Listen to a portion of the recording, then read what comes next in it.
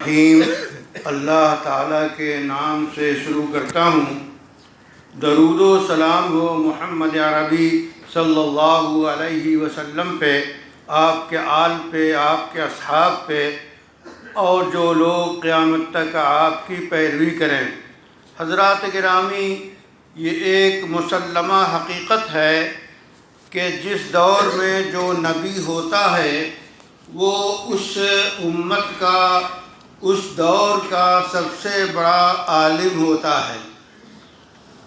اس پس منظر میں غور کیجئے کہ حضرت موسیٰ علیہ السلام تشریف فرما ہیں۔ کسی نے سوال کیا کہ سب سے بڑا عالم کون ہے؟ اس حقیقت کے مطابق حضرت موسیٰ علیہ السلام نے جواب دیا کہ میں ہوں، سب سے بڑا عالم میں ہوں۔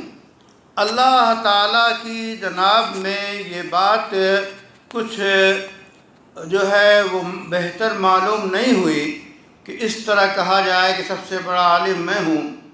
تو اللہ تعالیٰ نے حضرت موسیٰ کو حکم دیا کہ میرا ایک بندہ ہے جس کی تلاش کرو، اس کے پاس خاص علم ہے، اس سے حاصل کرو۔ اب حضرت موسیٰ اپنے شاگرد کے ساتھ، اپنے ایک رفیق کے ساتھ سفر شروع کرتے ہیں، اور سفر شروع کرتے کرتے وہ پھر ملتے ہیں۔ امام بخاری نے ایسا کہ بتایا کہ عبد سے مراد، بندے سے مراد جو ہے حضرت خضر علیہ السلام ہیں۔ حضرت خضر سے ملاقات ہوتی ہے، ان سے درخواست کرتے ہیں کہ میں آپ کے ہاں داخلہ لینا چاہتا ہوں، پڑھنا چاہتا ہوں۔ بہرحال انہوں نے قبول کر لیا اور دونوں ساتھ چلے، یہاں تک کہ سمندر کا سفر تھا، دریا کشتی پہ سوار تھے۔ تو حضرت خضر نے کیا کیا کہ اس کشتی میں سوراخ کر دیا، اس کے پٹرے یا کوئی چیز توڑ دی اسے۔ تو حضرت موسیٰ علیہ السلام نے کہا عجیب بات ہے، ان کشتی والوں نے پیسے بھی نہیں لیے اور پھر آپ نے اسے عیبدار کر دیا، یہ کیا کیا؟ تو حضرت خضر نے کہا کہ ابھی آپ رکیے، آپ اس کا وہ برداشت نہیں کر پائیں گے۔ بہرحال پھر آگے بڑھے، اور ہوا یہ کہ ایک ننھا بچہ کھیل رہا تھا، حضرت خضر نے اسے پکڑا اور اس کا کام تمام کر دیا۔ حضرت موسیٰ چیخ پڑے، یہ کیا ہے؟ اتنا بڑا کام کیوں ایسا کیا آپ نے؟ پھر حضرت خضر نے جواب دیا۔ پھر آگے بڑھے، ایک گاؤں میں گئے، گاؤں والوں نے ان لوگوں کو کوئی ضیافت نہیں کی، وہاں دیکھا کہ ایک دیوار گرا چاہتی ہے، حضرت خضر نے اس کی تعمیر کر دی، مرمت کر دی۔ حضرت موسیٰ نے پوچھا اگر آپ چاہتے تو ان سے پیسے لے سکتے تھے، اجرت لے سکتے تھے، انہوں نے تو آپ کی ضیافت بھی نہیں کی۔ حضرت خضر نے کہا اب کام تمام ہو گیا، اب آپ نہیں رہ سکتے میرے ساتھ۔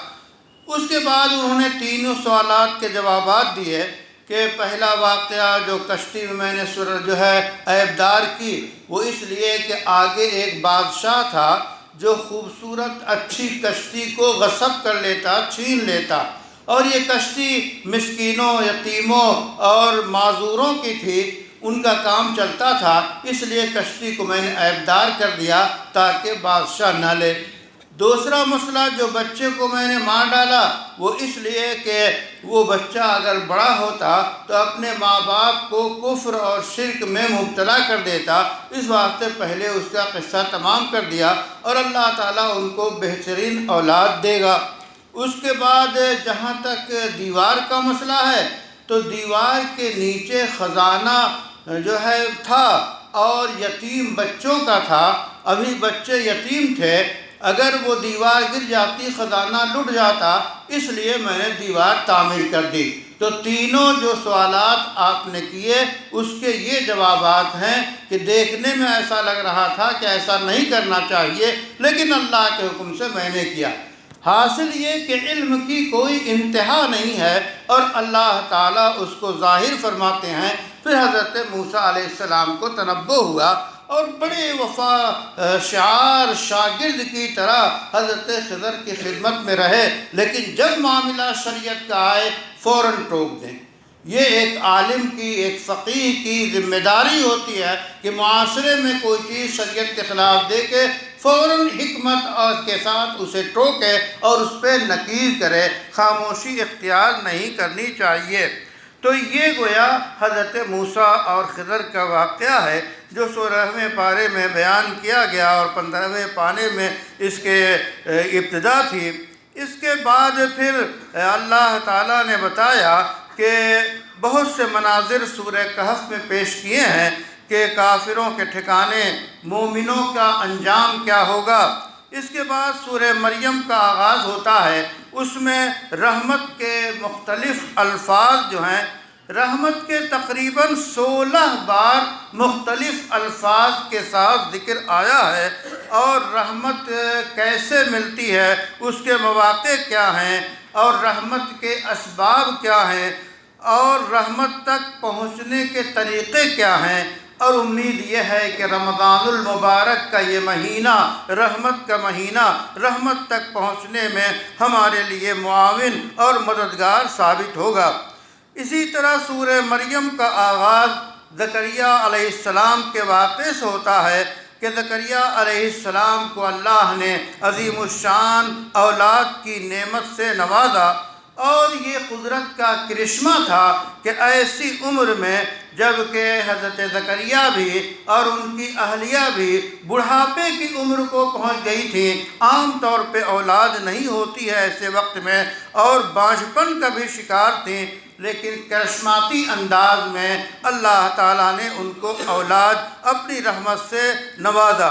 پھر سیدہ مریم علیہ السلام کی داستان بھی بڑی عجوبی اور انوکھی ہے، اور وہ انتہائی عبرت کی ہے کہ حضرت مریم کنواری، ان کے یہاں ولادت ہوتی ہے بغیر شادی کے حضرت عیسیٰ علیہ السلام کی۔ جس طرح اللہ نے آدم